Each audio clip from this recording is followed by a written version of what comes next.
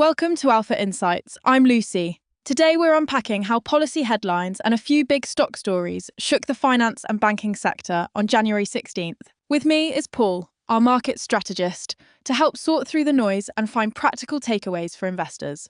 Thanks, Lucy. Great to be here.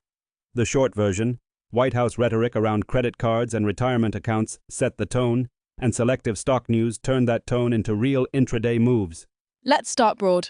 Why do policy comments about consumer finance make markets so jittery? When policymakers spotlight consumer costs, it raises real regulatory and margin risk for banks and utilities, and that uncertainty forces traders to reprice risk quickly. Okay, give us the market highlights. Which names were moving and why should listeners care? Pre-market and intraday action clustered in regional banks like PNC and RF.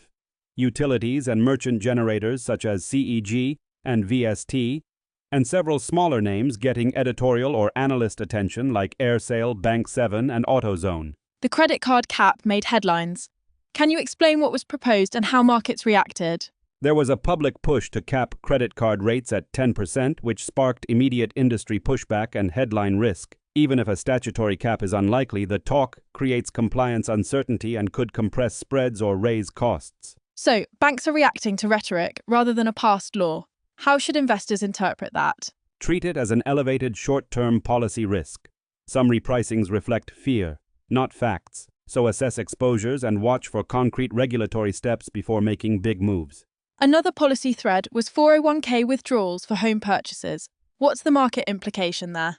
Allowing 401k taps for home buying could change the timing of mortgage demand and cause short-term outflows from retirement accounts into deposits or home purchases, but much depends on implementation and take-up rates.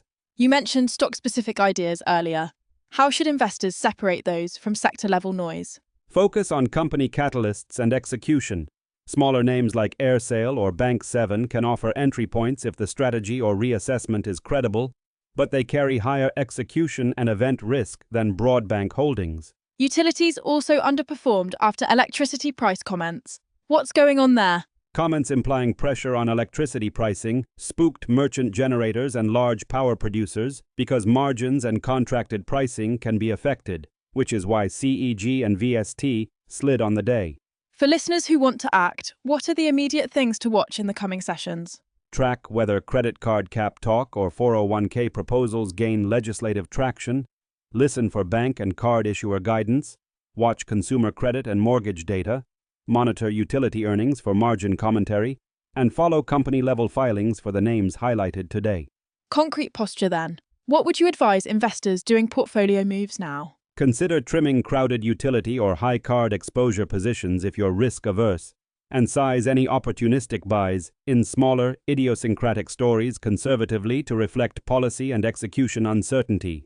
Paul, quick bottom line in one sentence. Policy headlines drove selective repricing. That creates short-term downside risk, but also clear, higher-risk entry points for disciplined investors. Great summary. Thanks, Paul. And thank you for listening to Alpha Insights. We'll be back with more market context and actionable ideas next time.